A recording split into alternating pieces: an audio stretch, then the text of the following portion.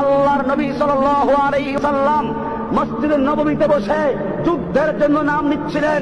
এই সময় একজন সাহাবায়ে কেরাম একজনের পর একজন দাঁড়িয়ে নাম লেখাচ্ছেন। একজন মহিলা নিজের দুধের সন্তানকে এনে পেশ করছেন, ইয়া রাসূলুল্লাহ, আমার এই দুধের শিশুটিকে আপনি জিহাদের জন্য কবুল করে নিন। আল্লাহর নবী বলেছিলেন, আমি তো যুদ্ধের জন্য নাম নিচ্ছি, বাচ্চাদের খেলার জন্য নাম নিচ্ছি না।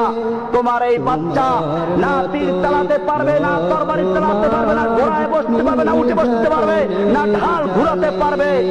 ওই মহিলা তখন বলেছিল, ইয়া রাসূলুল্লাহ, আমিও জানি আমার এই দুধের শিশু তীর চালাতে পারবে না, আমার এই দুধের শিশু তরবারি চালাতে পারবে না, আমার এই দুধের শিশু ঘোড়ায় বসতে পারবে না, আমার এই দুধের শিশু ঢাল ঘুরাতে পারবে না। কিন্তু আমি জানি এই আমার শিশু ঢাল হতেও তো পারবে।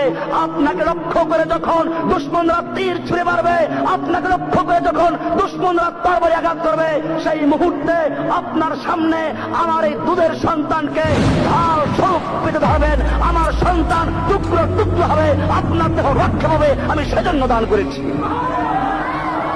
ভাইয়েরা আমার, এই মজলিসে তখন রোমের গোয়েন্দারাও ছিল।